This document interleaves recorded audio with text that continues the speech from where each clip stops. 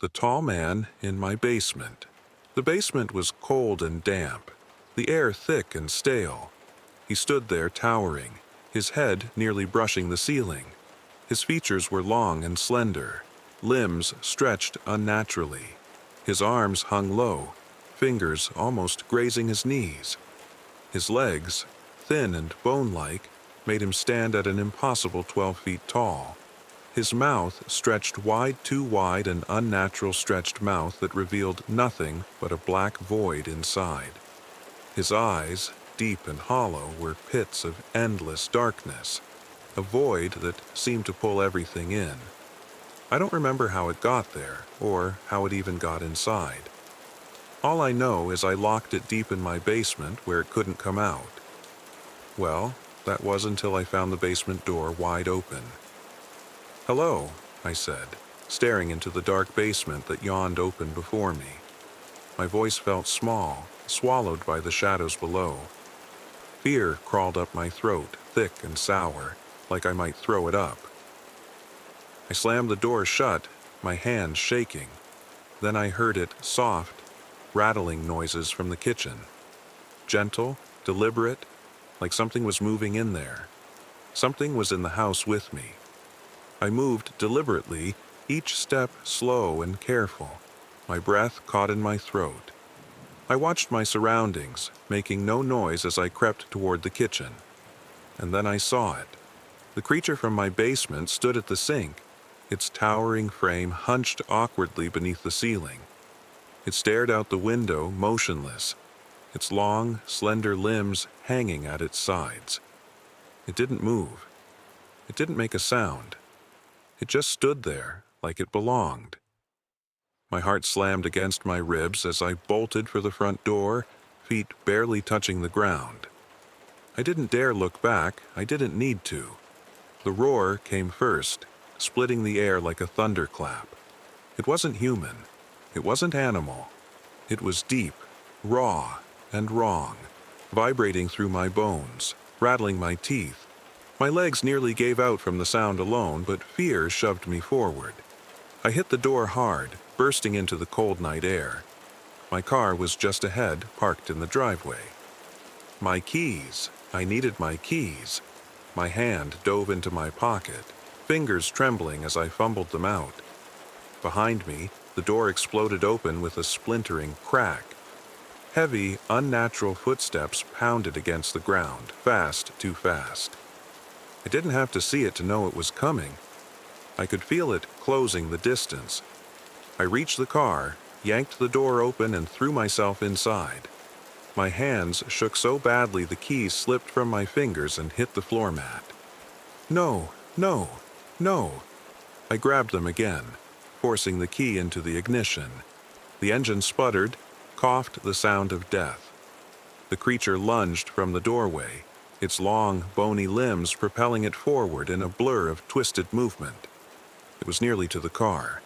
The engine roared to life. I slammed the gear into reverse, tires squealing as I stomped the gas. The car jolted backward, throwing me against the seat as the creature lunged, just barely missing the hood. Its empty black eyes locked onto mine for a split second, burning into me before I peeled out of the driveway. I didn't stop. My foot stayed pressed to the floor, the car flying down the long, dark street. The night swallowed everything around me, but I didn't care where I was going as long as it wasn't back there. Days passed. I barely slept, holed up in a cheap hotel on the edge of town. The room smelled like old cigarettes and stale air, but it didn't matter. It had 4 walls and a locked door. Every night I checked the window just to be sure. That night was no different. I pulled back the curtain, heart already racing before I even looked. The parking lot below was empty, streetlights flickering weakly against the dark. For a second, I let myself believe I was safe. Then I saw it. Beyond the lot, past the stretch of cracked asphalt and the rusted chain-link fence, the woods began thick, black trees rising like jagged teeth. And there, just at the edge where the trees met the night, it stood, the tall, twisted figure. It didn't move. It didn't blink. It only stared, watching me from the shadows. It found me. In an instant, I yanked the curtains shut, heart slamming against my ribs. My breath came in quick, shaky bursts. I sprinted to the door, peering through the peephole, nothing. The hallway outside was empty, still and quiet. I didn't know how fast it was. I didn't know how smart it was. But it found me. Hours crawled by. The TV droned on in the background, some late-night sitcom I wasn't paying attention to. I kept glancing at the window, half expecting to see it again. Then came the knock. It wasn't loud, just a soft, deliberate tapping. My head snapped toward the door, dread sinking like a cold weight in my chest. Who the hell could that be? I slid off the bed, feet hitting the floor. Before I reached the door, I heard a voice. "Hello. I need help. Help me. Help me. I need help. Help me." It didn't sound right. It was flat, robotic, like a bad recording played over and over. No emotion, no urgency. I froze. My throat tightened. "If you don't leave right now, I'm calling the police," I shouted, voice trembling. The voice didn't stop. "Help me. I need help. Open the door. Open the door. Open the door." It wasn't even yelling, just that same lifeless, droning tone. That was the worst part. The calmness. Like it wasn't asking. Like it was telling. My hands fumbled for my phone. I dialed 911, fingers shaking so hard I almost hit the wrong numbers.